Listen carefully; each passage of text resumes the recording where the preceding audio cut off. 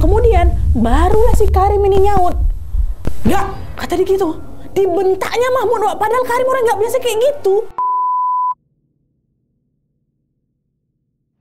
Assalamualaikum warahmatullahi wabarakatuh. Terima kasih sudah klik video ini. Seperti biasa di malam ini aku hadir lagi menemani kalian dengan menceritakan satu kisah horor Wawa part 323. Nah, kisah yang akan aku ceritakan ini Wak adalah reminder bagi kita semua untuk selalu menjaga ucapan. Aku yakin kalian pasti nggak asing lagi sama pepatah mulutmu harimaumu ya kan, yang artinya kita ini mesti selalu hati-hati dalam berucap karena bisa jadi ucapan itu malah menjadi bumerang buat kita sendiri. Aku percaya kali Wak sama pepatah itu, dan kisah ini adalah salah satu buktinya. Di KW malam ini kita akan menyimak kisah dari bapaknya Wawa waktu menempuh perjalanan panjang kali dari Surabaya menuju ke Bima, Nusa Tenggara Barat, Wak. Waktu itu bapaknya Wawa ini cuma naik motor berdua sama adeknya, which is ini omnya Wawa ya. Dan di perjalanan itu mereka juga harus menyeberang naik kapal sampai 3 kali, Wak. Pastinya ini menjadi perjalanan yang sangat melelahkan kali ya kan. Dan apesnya lagi, selain capek karena jauh, perjalanan ini juga jadi menyeramkan Wak, karena mereka diteror oleh banyak sekali sosok. Mulai dari suara-suara aneh,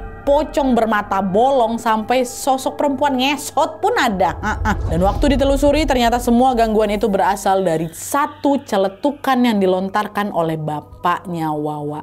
Kalau dulu kita punya kisah Bang Alex yang sangat legendaris itu kan, dapat gangguan waktu bawa ambulans. Ini bapaknya Wawa dapat banyak sekali gangguan waktu bawa motor. Penasaran gimana kisah selengkapnya? Jadi tanpa berlama-lama kita langsung masuk aja ke ceritanya ya. Check it out. Tapi tunggu sebentar Wak. Sebelum aku masuk ke kisahnya, aku mau sampaikan satu informasi penting nih buat Wawa-Wawa kesayangan aku semua. Karena di sini aku pengen makin deket dan sharing lebih banyak dengan kalian. Aku mau mengundang kalian untuk bergabung di YouTube membership Nadia Omara. Dengan menjadi YouTube memberku setiap bulannya, Wak, kalian akan mendapatkan pertama, tambahan satu konten eksklusif dengan experience baru yang tidak biasa. Terus ada kalanya juga nih, konten eksklusif ini bisa menjadi tempat aku dan tim bisa lebih bebas berekspresi lagi tanda kutip, dan juga menyampaikan informasi detail yang tidak bisa kami sampaikan di konten-konten biasanya. Dan selain itu kalian juga akan mendapatkan badges khusus di samping nama akun YouTube kalian, dan juga nantinya kalian bisa saling komen dengan berbagai emoji khusus khas Nadia Omara Channel. Tapi ini nggak ada paksaan Wak ya, buat kalian yang mau-mau aja. Cara bergabungnya juga gampang sekali Wak, kalian tinggal langsung masuk ke halaman channel YouTube Nadia Omara, lalu klik tombol join atau gabung. Dan kalau sudah, kalian tinggal langsung melakukan pembayaran melalui dompet digital yang kalian punya. Udah selesai. Selamat bergabung dan selamat menikmati konten eksklusif dari kami di YouTube membership Nadia Omara. Kita tunggu kalian di room members only ya.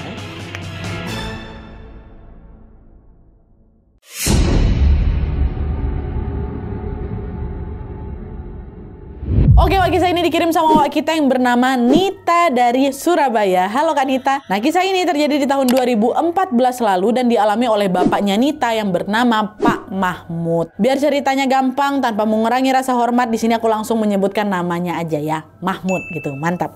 Nah, jadi Wak, ceritanya Mahmud ini adalah orang asli Bima, Nusa Tenggara Barat, yang sedang merantau ke Surabaya sama adik bungsunya yang namanya Karim. Nah, karena jarak dari Surabaya ke Bima ini cukup jauh dan juga biaya transportnya mahal ya kan, Mahmud pun jadi jarang pulang ke kampung Wak. Apalagi juga sejak menikah dan juga punya anak, punya Wawa, punya Nita, biaya yang harus dikeluarkan untuk memboyong keluarga pulang kampung ke Bima ini juga makin lebih banyak lagi. Alhasil Mahmud cuma bisa pulang kampung 5 tahun sekali aja. Nah, di tahun 2014 itu ada satu urusan yang membuat Mahmud ini harus balik ke Bima gitu. Nah, untuk menekan biaya transport, Mahmud pun cuma berangkat berdua aja Wak, sama Karim, sama adeknya, dengan naik motor. Nah, perjalanan dari Surabaya ke Bima naik sepeda motor ini Wak memakan waktu kurang lebih 2 hari 2 malam. Dan selain itu mereka ini juga harus terus-terusan tuh naik kapal sebanyak 3 kali. Nah, urutannya kayak gini, ini biar kebayang ya. Pertama-tama mereka akan naik motor dari Surabaya ke pelabuhan Ketapang yang ada di Banyuwangi. Dari sana mereka harus naik kapal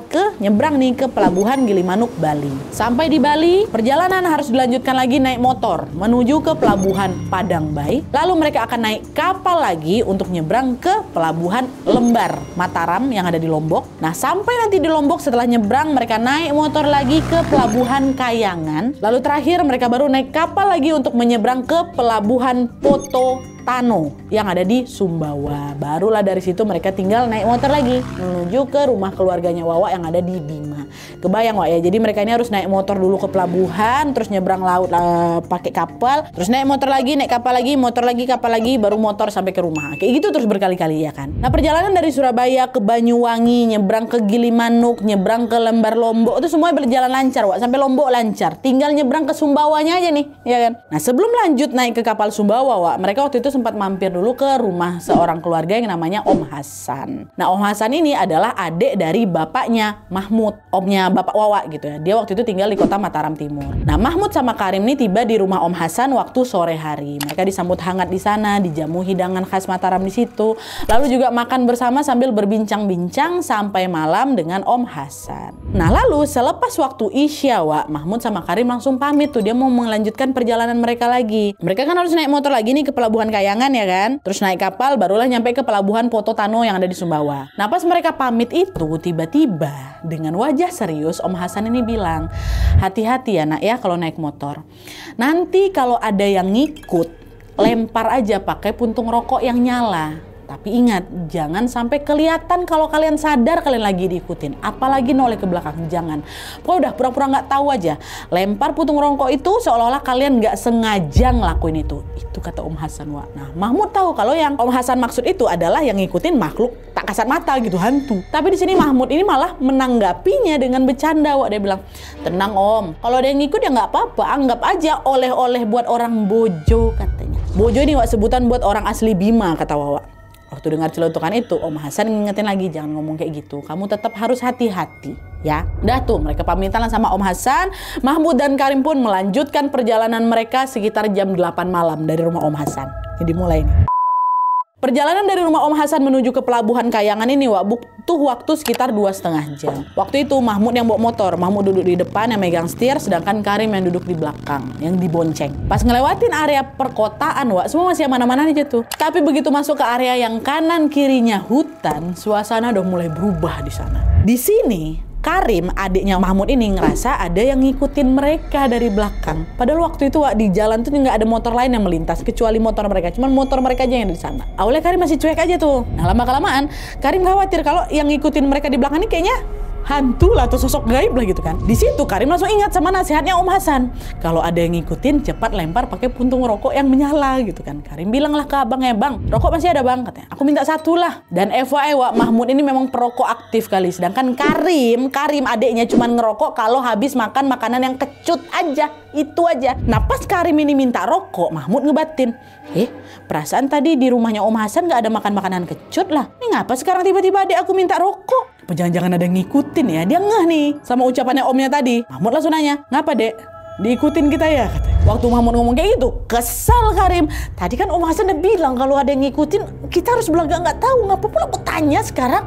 Terang-terangan pula aku nanya. Akibat pernyataan Mahmud tadi, Karim ngerasa kalaupun nanti aku lempar puntung rokok ke belakang ini atau ke arah sosok yang ngikutin kami ini, hasilnya bakal sia-sia. Mereka pasti bakal tetap diikutin karena abangnya udah ngomong diikutin kita ya kan, udah nggak kalau diikutin. Harusnya kan pura-pura nggak sadar kan Wak. Jadi pas Mahmud buka suara, rusak lah ini aturan itu. Tapi karena di situ Karim nggak tahu harus berbuat apa lagi, dia pun tetap nyoba, udahlah cepet aja lah rokok tuh gitu kan. Bakarlah rokok tuh, terus Karim lemparlah puntung rokok itu ke belakang tanpa sedikit pun menoleh ke sana. Jadi waktu udah ngelemparin, Karim nggak tahu nih ini sosoknya masih ngikutin lagi apa enggak gitu. Nah setelah rokoknya dilempar Wak, ternyata betul. Aturannya jadi rusak total gara-gara abangnya nanya kayak tadi. Sekitar 10 menit kemudian Karim masih ngerasa sosok itu masih ngikutin mereka. Penasaran lah si Karim masih ngikutin apa enggak ya.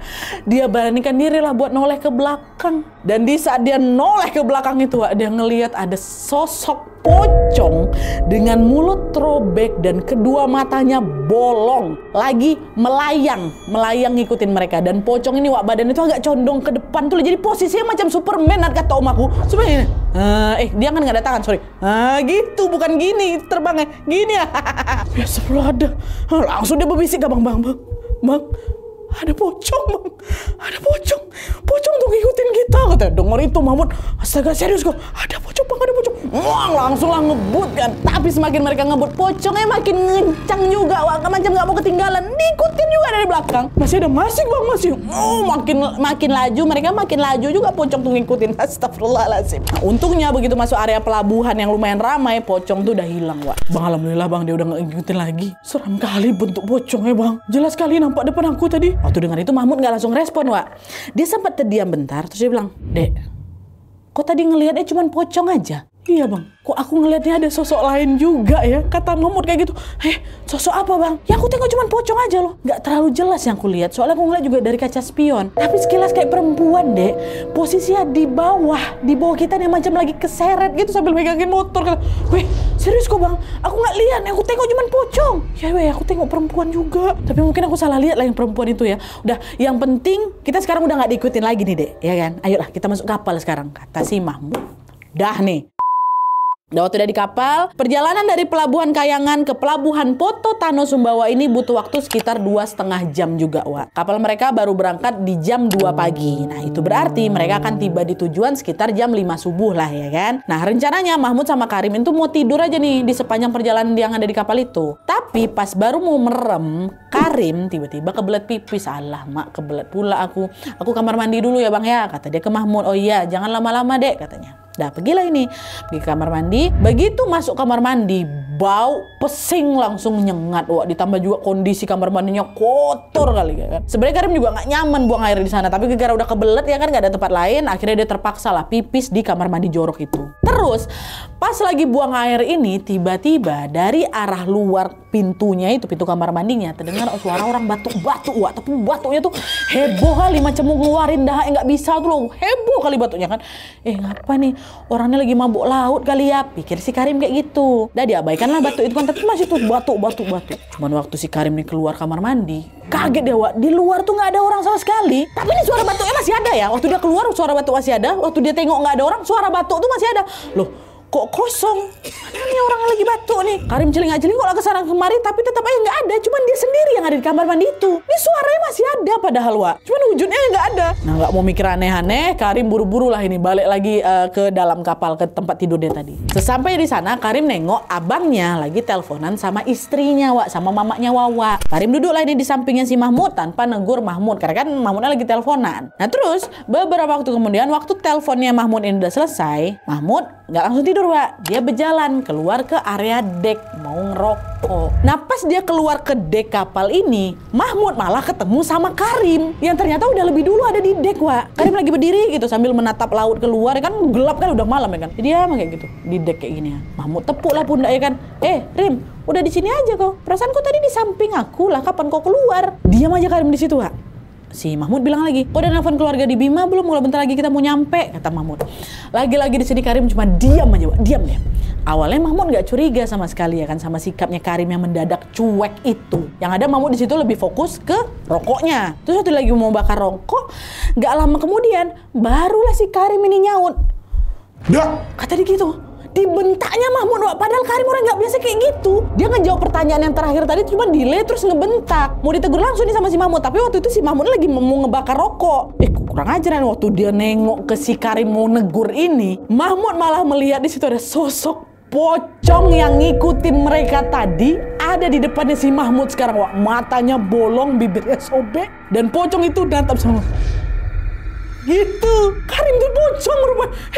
Pocong, kata dia. Dia spontan ngelemparin si rokoknya itu karena si pocong itu kan nembus rokoknya dia, rembus. Langsung sudah buru-buru lari masuk ke kapal. Di sana dia tengok Karim ada di dekat tempat terakhir lagi tidur. Jadi sosok yang mirip Karim di depan itu, wah, itu bukan Karim, itu pocong. Pocong yang ngikutin dia di jalan pula. Mahmud pikir sosok udah ngilang di pelabuhan kan, karena di pelabuhan udah nggak ada lagi. Tapi ternyata pocong tuh masih ngikut sampai kapal, wah, masih. Panik si Mahmud di situ. Ya Allah, astagfirullahaladzim. Udah panik, dia udah nggak mood lagi ngerokok.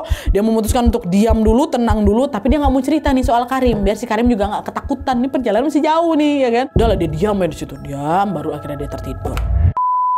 Dah, singkatnya kapal mereka ini pun sampai lawak ke pelabuhan Sumbawa sekitar jam 4:30 pagi. Nah, dari situ mereka tinggal menempuh perjalanan naik motor aja nih untuk sampai ke Bima dengan waktu tempuh sekitar 5 jam, lumayan jauh. Nah, lalu setelah berkendara cukup jauh, mereka mampir di pom bensin. Nah, di sana Karim lagi ngantri bensin, sedangkan Mahmud, bapaknya Wawa ini melipir ke toilet. Jadi tinggal Karim aja nih ngisi bensin ya. By the way, waktu itu juga langit masih agak-agak gelap, jam sekitar subuh lah gitu. Nah, pas Karim lagi isi bensin ini, petugas pom bilang, "Dari mana bang?" katanya. "Oh, kami dari Surabaya mau balik ke Bima."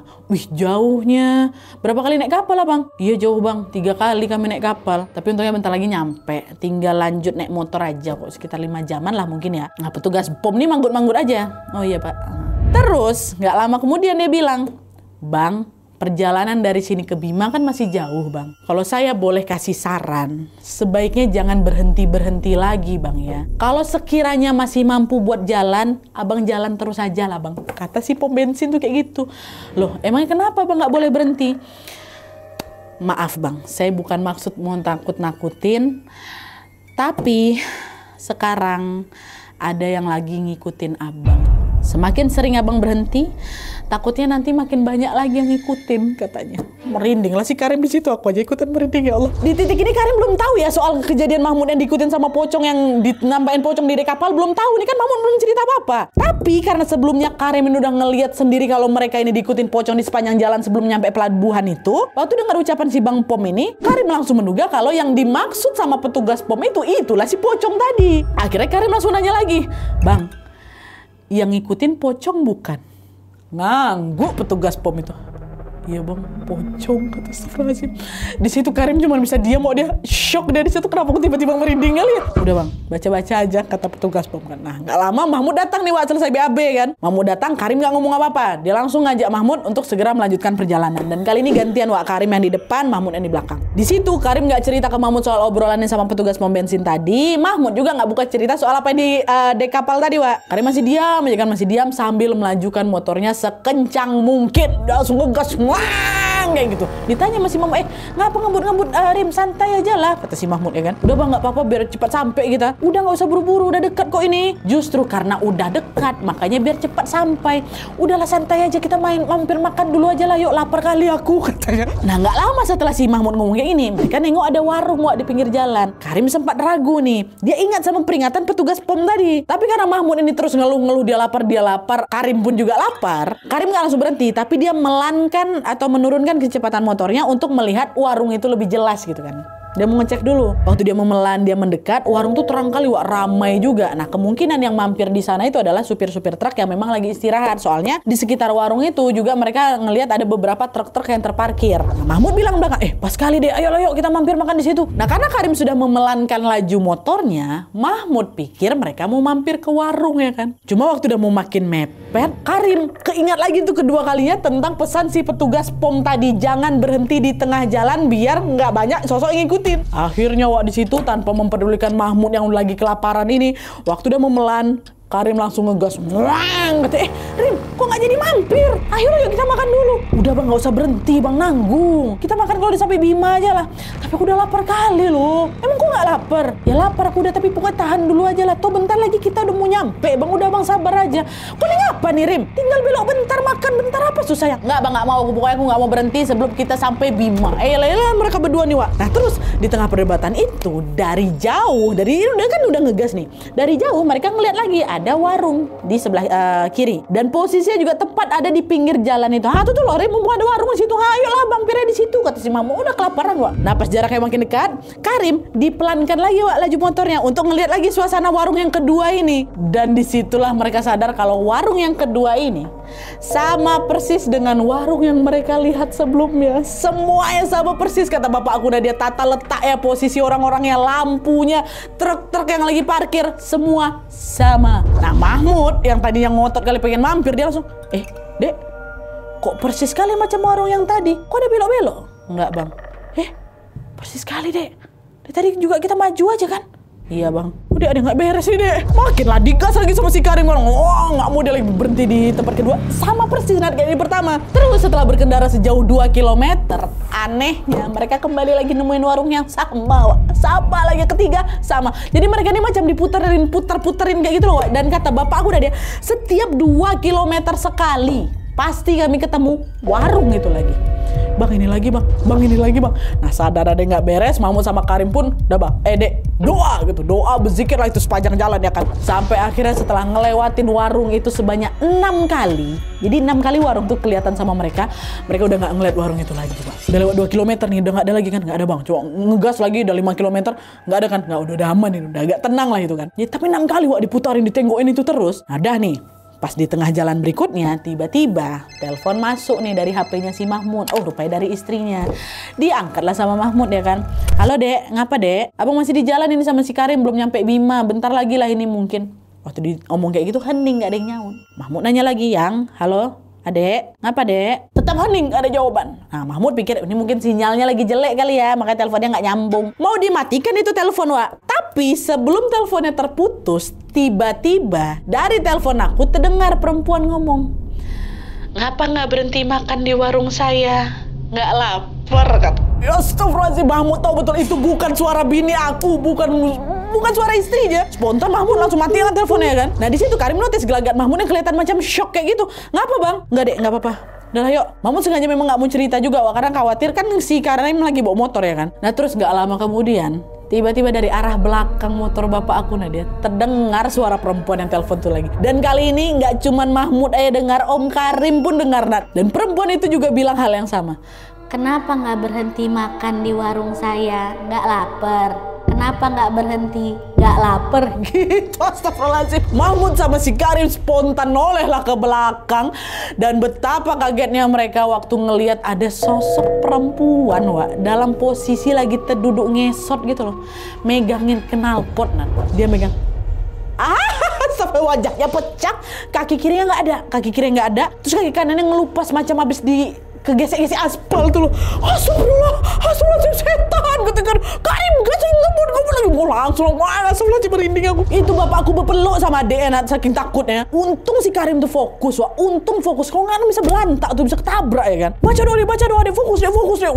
Astagfirullahaladzim. Sepaknya berjalan tuh mereka nggak berani lagi noleh ke belakang Wak. Mereka nggak tahu sosok perempuan ngesot tuh masih ngikutin mereka lagi apa enggak. Mereka baru berani ngecek waktu langit udah lebih terang lah gitu. Udah agak terang nih kan pagi kali itu kan, waktu ditengok bawah udah nggak ada, udah hilang. Kapan dia berhenti pun nggak tahu.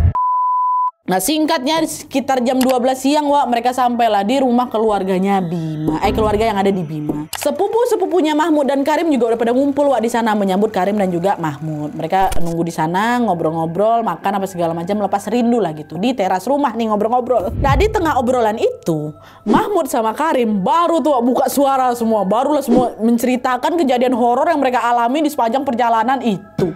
Ada ini pokoknya diceritain lah semuanya kan. Nah lalu salah satu sepupu mereka yang namanya Benny ada di situ ya kan, omnya si Wawa, Om Benny ngomong kayak gini, kalian sampai diganggu segitunya itu pasti kalian bikin salah itu. Coba ingat-ingat lagi, kalian udah ngelakuin apa sebelum kesini? Mahmud jawab, salah apa? Kamu gak ngelakuin apa-apa kok. Kalau bukan perbuatan bisa jadi juga tuh karena ucapan Glenn pasti habis mengucap sesuatu tuh, kata Benny lagi. Mahmud terdiam kan, apa ya? Apa Dek? Entah, setahu aku juga kita gak ada ngomong macam-macam lah bang. Apa ya, kata si Mahmud kan. Nah, di situ baru dia ingat, Ben, iya Ben, kayak aku salah ngomong lah Ben. Soalnya waktu kami mampir di rumah Om Hasan, aku sempat nyeletuk waktu Om Hasan bilang apa ya tadi tuh, kau udah ngikut apa ya segala macam. Nah aku nyeletuk gini, nggak apa-apa kalau ada yang ngikut, anggap aja oleh-oleh buat orang bojo. Itu aku bilang, iya bang, gua ngomong kayak gitu, kata Karim. Nah itulah, itu betulan bawa oleh-oleh kan kalian jadi ya. Hati-hati makanya kalau ngomong Mut. Kau sekarang tahu nggak akibat kau ngomong sembarangan kayak gitu apa? Diikutin aku kan. Mau ada lagi? Ada. Nih ya. Di situ Wak Benny langsung nunjuk ke arah lapangan bola yang memang berada nggak jauh di depan rumahnya mereka. Dengan duduk di teras rumah, mereka bisa ngelihat itu lapangan yang ada di depan itu. Terus Benny bilang, tuh, tengok kau. Nah itulah. Itu oleh-oleh yang kau bawa tuh lagi tegak di pinggir gawang. Dengar itu Benny, Mahmud, Karim sama sepupu bapakku yang lain Nadia langsung noleh ke arah yang dimaksud.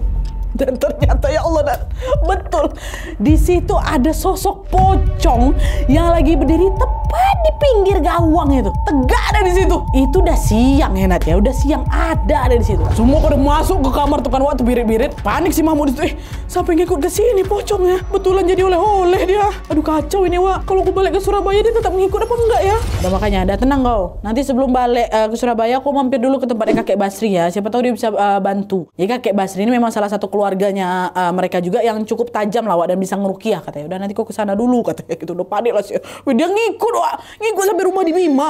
Si pocong tuh. Nah, dah lah tuh.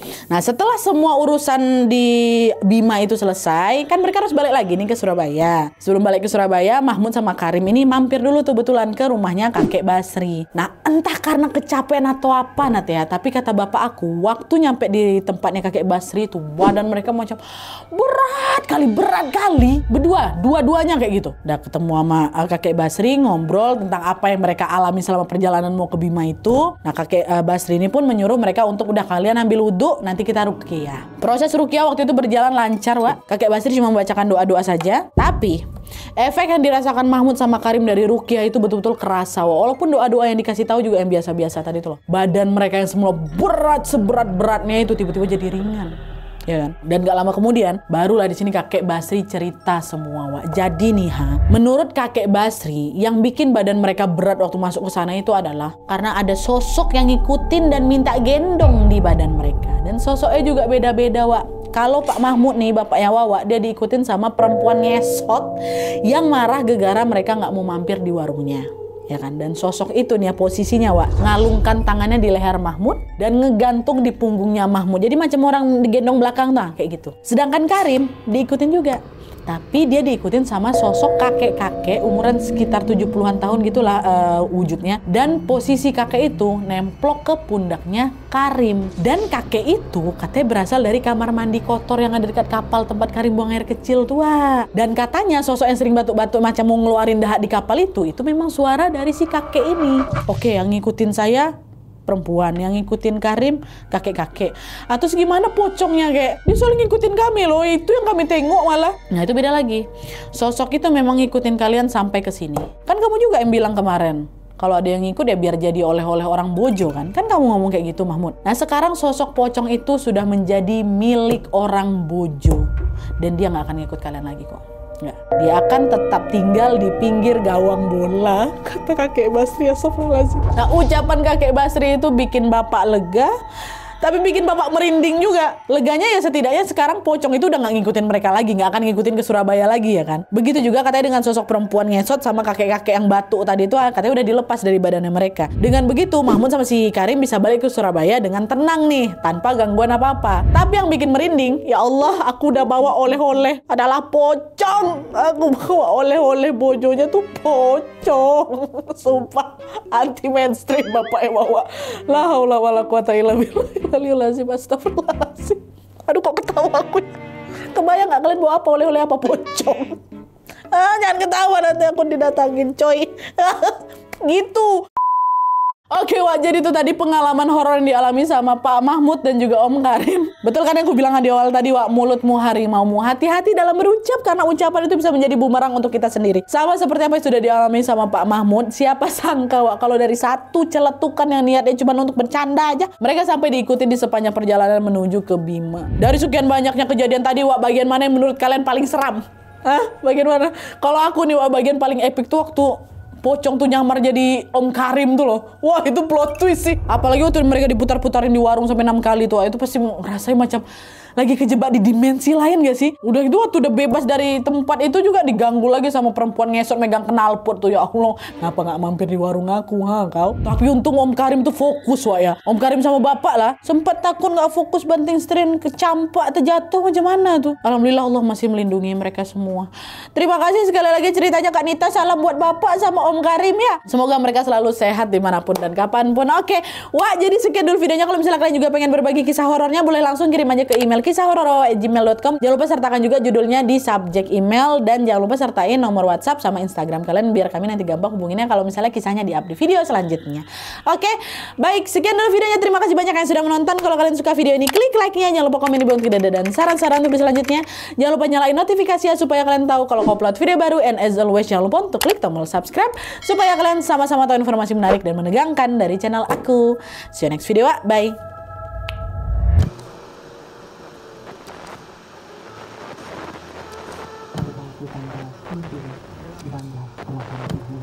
Akhirnya kami ucapkan selamat malam dan selamat beristirahat.